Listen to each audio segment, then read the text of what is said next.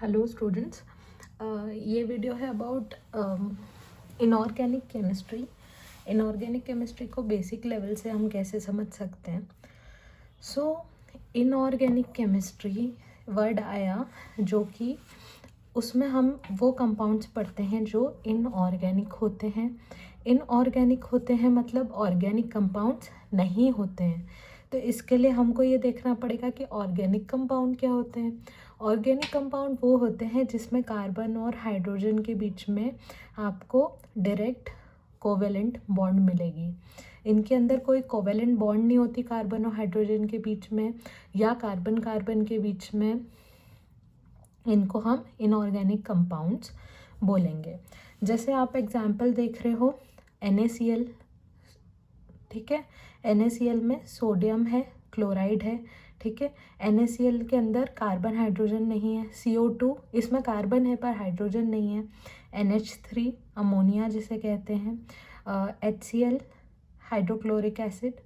ये सारे inorganic compounds के अंदर आएंगे और बाकी सारे कंपाउंड्स जो इस तरह के होंगे वो सब इनऑर्गेनिक कंपाउंड्स के अंदर आएंगे। इनऑर्गेनिक केमिस्ट्री में हम ऑर्गेनोमेटेलिक कंपाउंड्स भी पढ़ते हैं।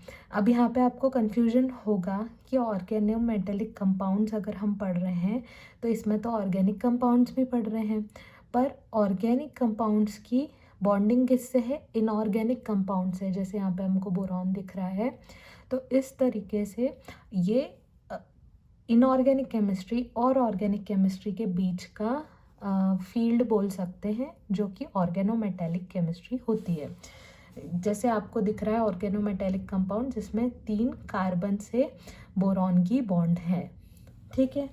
तो ये जो इनऑर्गेनिक कंपाउंड्स हैं ये इस डेफिनेशन से हमें नहीं चलना चाहिए कि ऑर्गेनिक सिस्टम में मिल नहीं सकते, ऑर्गेनिक सिस्टम में मिल सकते हैं।